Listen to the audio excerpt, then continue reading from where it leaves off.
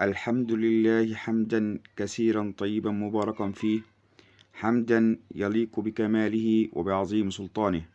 معنا في هذه الحلقة الطيبة المباركة بعد أن نصلي على النبي صلى الله عليه وسلم، وفضلا منكم وليس أمرا الاشتراك في القناة وتفعيل زر الجرس، وجزاكم الله خيرا.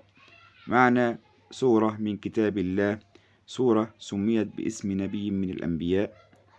هذه السورة إن قرأتها أعطاك الله قوة خارقة، وإن قاتلك 100 نفرا فسوف تغلبهم بإذن الله.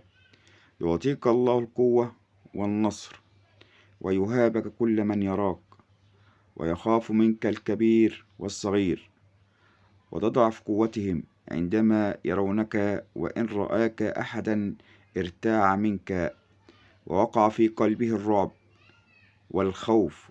وشروط العمل بهذه السورة الطيبة المباركة: تكتبها بمداد طاهر وتحملها في جيبك، ثم تقرأها كورد يومي إن شاء الله، أو تقرأ هذه السورة على ماء وتشرب منه 3 أيام متتالية. سوف يعطيك الله القوة والمهابة.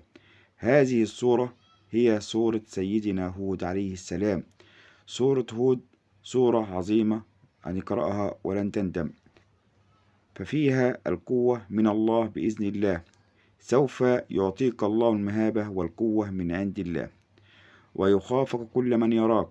إخواني الكرام، إذا أتممتم الفيديو إلى آخره فلا تبخلوا علينا بالإعجاب وترك تعليق بالصلاة والسلام على سيدنا رسول الله صلى الله عليه وسلم.